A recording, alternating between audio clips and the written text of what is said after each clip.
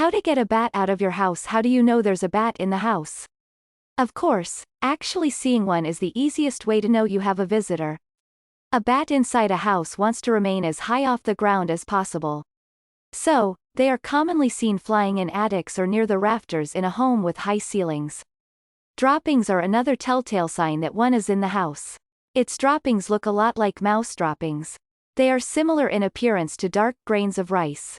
But a bat's droppings are a little bigger than a mouse's droppings. If you have this little animal in the house, you're likely to hear it making sounds. For instance, if you have one in the attic, you may hear fluttering wings or high-pitched squeaking noises. Naturally, you're going to hear more noise at night than during the day. What damage can a bat cause? Though these animals are small, they can cause a certain amount of damage to a house. For one, a bat has claws that can scrape the siding on a house as it tries to get in through a hole or gap in the structure. Bats leave behind droppings that can contain bacteria or disease. This requires a special type of cleanup to safely remove them from an attic, garage, etc. How do bats get inside a house? One typical way they get inside a home is through a chimney. These animals can also get into a house through a piece of loose siding or the space between the outside and inside walls of a home. Most bats are very small, and some can wiggle through a space that's just a few inches wide. How do you get a bat out of your house? Though it takes a little bit of patience, it's fairly easy to get the animal out of the house without hurting it. The main thing to remember is these animals use echolocation to navigate their environment. Knowing this about bats can help you to get one out of your house without hurting it. First, put your dogs and cats in another room. The presence of barking dogs and other large pets is going to make the little animal anxious. Also, use a calm, quiet voice so the bat doesn't become agitated. Yelling and trying to chase the bat is going to make it more difficult to accomplish the goal of getting it out of the house. Next, turn off the lights and close the doors to contain the animal in one room. Open one window in the room so the animal has an escape route. The airflow from the window is likely to prompt it to fly outside. If this removal tactic isn't working, you can help to direct it toward the window.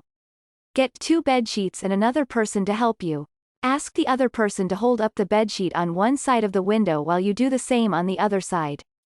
This creates a tunnel for the bat to move through in order to escape through the window. The animal will use its echolocation to determine the shape of your homemade tunnel, which will help it to understand how to get out. How do you get a bat out of the house at night? It's a little easier to get one out of the house at night than it is to get one out during the day. This is because bats are more active at night. If the bat in your home doesn't leave through an open window, it's necessary to capture it. For this removal method, you need a cardboard box or a plastic bin. Also, find a flat piece of cardboard that fits over the open end of the box or bin. It's a good idea to wear protective goggles, a hat, long sleeves, and heavy gloves. Though you probably won't come in physical contact with the bat, these animals can carry disease. So, it's best to have protective gear. Slowly approach the animal and place the box or bin over it. Then, slide the flat piece of cardboard over the open end of the container. This is how you're going to carry the bat outdoors, so you can put the box near a tree, take the cover off and get rid of it. The animal is going to be disoriented and it will probably take a few minutes to leave the box. Be sure no dogs or cats are in the area, so the bat is not at risk of injury. As a note, it's best to capture this animal when it's at rest on a surface. Trying to capture a bat while it's in flight can cause this animal great injury. How do I get a sleeping bat out of the house? Trying to get rid of one during the day is tricky because it requires waking a sleeping bat. When a sleeping bat is disturbed, it's likely to become confused and maybe even aggressive.